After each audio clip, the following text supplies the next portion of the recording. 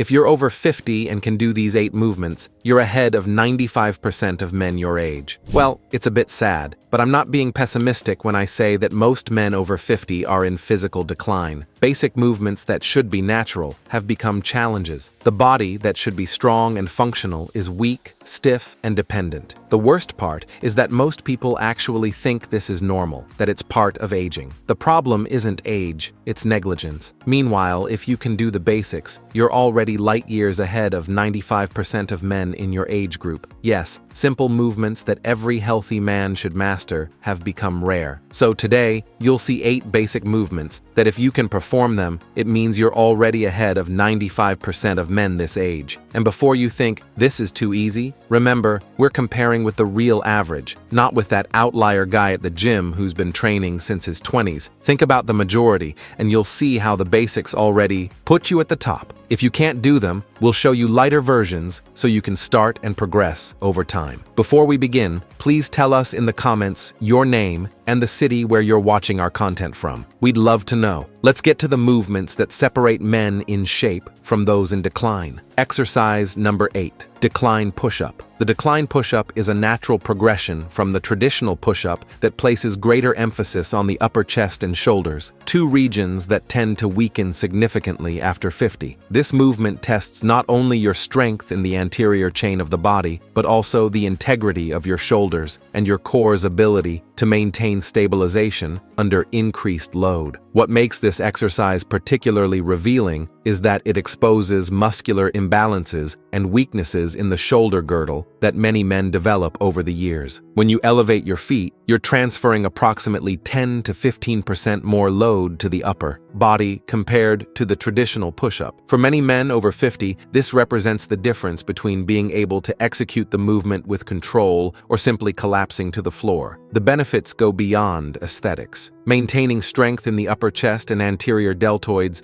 is fundamental for daily activities like placing objects on high shelves, pushing heavy doors, or simply getting out of bed without excessive effort. Proper execution requires you to position your feet on an elevated surface, like a bench or step about 12 to 18 inches high. Keep your body in a straight line from heels to head. Descend in a controlled manner until your chest nearly touches the floor, and push back to the starting position. The key is to keep your elbows at an angle of approximately 45 degrees relative to your body, never fully flared out. The main errors to avoid are letting your hips drop, creating excessive lumbar lordosis, rising only partially without complete range of motion, and doing the movement too fast, losing control in the eccentric phase. Start with 3 sets of 6 to 8 repetitions. If you can't do the decline version yet, start with traditional push-ups on the floor, then progress by gradually elevating your feet. Contraindications include acute shoulder, wrist, or elbow injuries, and people with uncontrolled high blood pressure should avoid it due to increased intracranial pressure in the inverted position. Exercise number 7, L-sit for 20 seconds. The L-sit is a brutal isometric exercise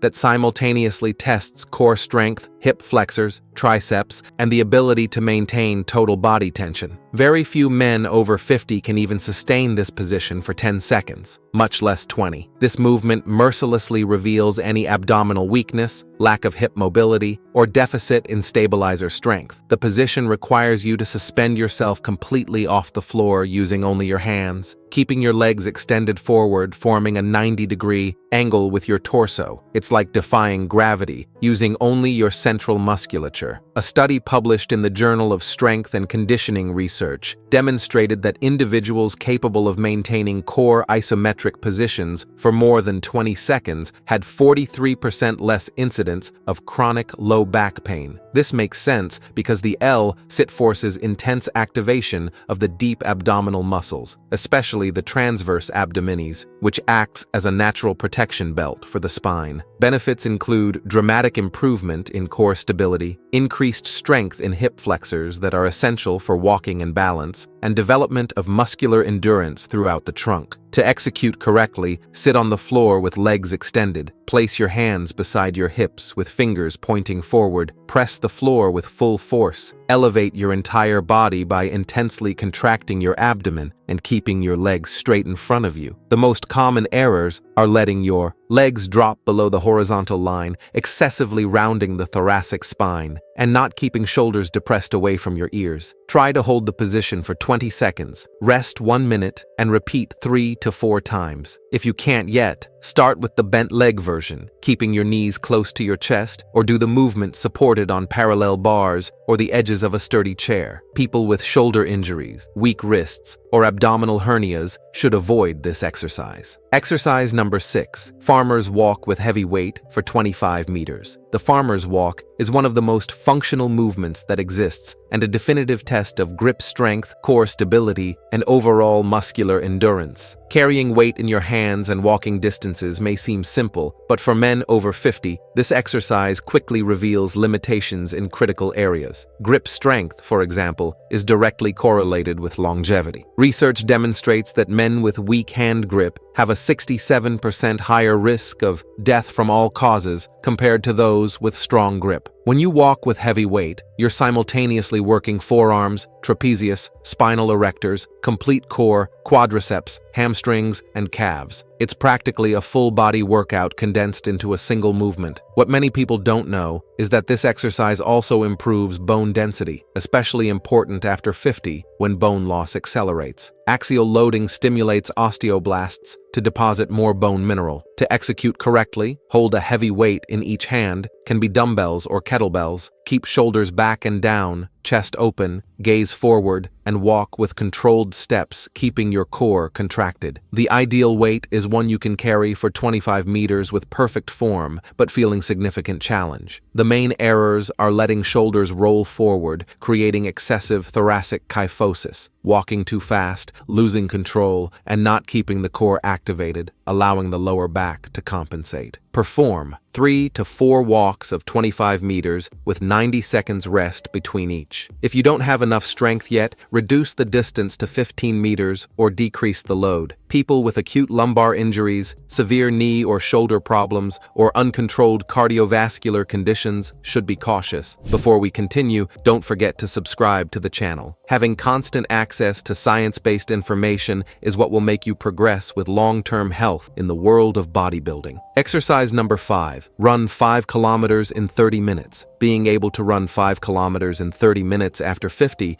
puts you in an extremely select group. This pace of 6 minutes per kilometer requires not only superior cardiovascular conditioning, but also healthy joints, resistant leg muscles, and preserved lung capacity. Most men this age can barely run 500 meters without stopping, much less maintain a steady pace for half an hour. This performance indicates that your heart is functioning efficiently, your joints maintain good mobility, and your muscles possess significant aerobic endurance. The cardiovascular system is completely tested in this exercise. You need adequate VO2 max, which is the body's capacity to utilize oxygen during intense exercise. Studies show that men over 50 with elevated VO2 max have a 45% lower risk of developing cardiovascular diseases. Benefits include improved heart health, increased bone density in the legs, strengthening of hip and knee stabilizer muscles, and dramatic increase in mental endurance. To execute correctly, maintain an upright posture with a slight forward lean, land with the midfoot instead of the heel, keep arms relaxed at a 90-degree angle, and breathe rhythmically. The pace should be challenging but sustainable. You should be able to speak short phrases but not maintain a fluid conversation. The most common errors are starting too fast and not being able to maintain the pace, landing heavily with heels causing excessive joint impact,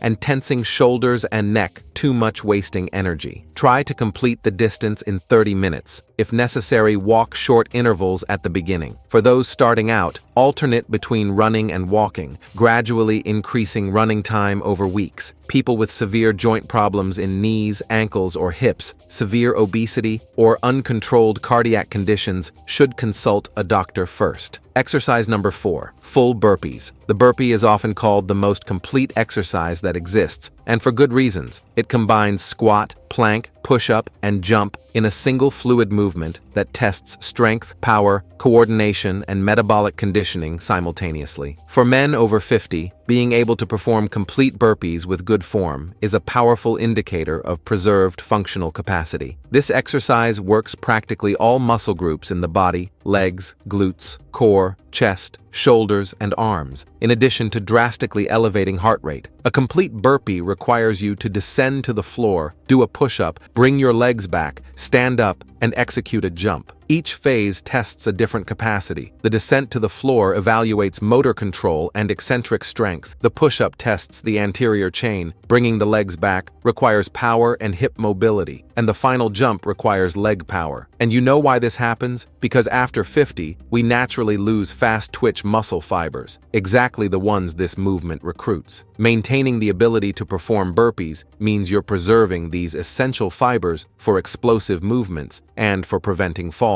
To execute correctly, stand up, squat, and place your hands on the floor. Extend your legs back, assuming plank position. Perform a complete push-up. Bring your legs back close to your hands. Stand up explosively and jump, raising your arms above your head. The main errors are letting your hips drop in plank position, doing partial push-ups without complete range of motion, not fully extending your body in the jump, and doing the movement so fast that form deteriorates. Start with 3 sets of 5 to 8 repetitions, resting 2 minutes between sets. If you can't yet, eliminate the final jump, or also eliminate the push-up, or do it by raising your hands on a bench instead of the floor. Contraindications include wrist problems, injured shoulders, and people with uncontrolled high blood pressure due to intense effort. Exercise number 3, plank for 1 minute. The isometric plank is the gold standard for evaluating core strength and endurance. Maintaining this position for a full minute after 50 demonstrates that your trunk stabilizer muscles are functioning adequately. The core doesn't just serve to have defined abs, it's the center of all force transfer in the body. Every movement you make, walking, lifting objects, rotating your torso, depends on a strong and stable core. The plank intensely works the rectus, abdominis, obliques, transverse, abdominis, spinal erectors, and even glutes and quadriceps as stabilizers. Research indicates that individuals capable of maintaining plank for 60 seconds or more present significantly lower risk of developing chronic low back pain. What makes this exercise particularly valuable is that it teaches your body to maintain the spine in neutral position under tension, a skill that transfers directly to everyday movements. To execute correctly, support yourself on forearms and toes. Keep your body in a straight line from head to heels, elbows directly below shoulders. Intensely contract your abdomen. Imagining you're pulling your navel toward your spine, squeeze your glutes, and keep your head neutral, looking at the floor. The most common errors are letting your hips drop, creating lumbar lordosis, raising your hips too much, forming a triangle, forgetting to breathe, maintaining unnecessary tension, and allowing shoulders to rise toward your ears. Hold the position for 1 minute, rest 60 seconds, repeat 3 times. If you can't yet, start by supporting your knees on the floor, or reduce the time to 30 seconds and gradually increase. People with acute shoulder, wrist, or lower back injuries should avoid, as well as those with untreated herniated disc. Exercise number 2, lunges. Lunges are a fundamental unilateral movement that exposes imbalances between legs and tests balance, strength, and mobility simultaneously. Being able to perform lunges with good form after 50 indicates you maintain adequate proprioception, strength in hip and knee stabilizers, and sufficient mobility in hip flexors. This exercise intensely works quadriceps, glutes, hamstrings, and all the small stabilizer muscles of the pelvis and ankle. The gluteus maximus, which is the largest muscle in the human body, is particularly activated during the rising phase of the lunge. Many men neglect specific glute training, which harms not only aesthetics, but also the ability to generate force and protect the lower back. When you train your glutes adequately, you're developing the largest muscle in the body, which significantly increases caloric expenditure, even at rest, through the epic effect. What many people don't know is that lunges also drastically improve balance. a capacity that dangerously declines after 50. Falls are one of the main causes of serious injuries in older men, and maintaining unilateral balance is direct protection against this. To execute correctly, stand up, take a step forward, descend in a controlled manner, flexing both knees until the back knee almost touches the floor. Keep your torso upright. Push with the heel of the front leg to return to starting position. The front knee should stay aligned with the ankle, never going much beyond the toes. The main errors are leaning your torso excessively forward, allowing the front knee to cave inward, not descending with complete range of motion, and doing the movement too fast without control. Perform 3 sets of 10 to 12 repetitions per leg.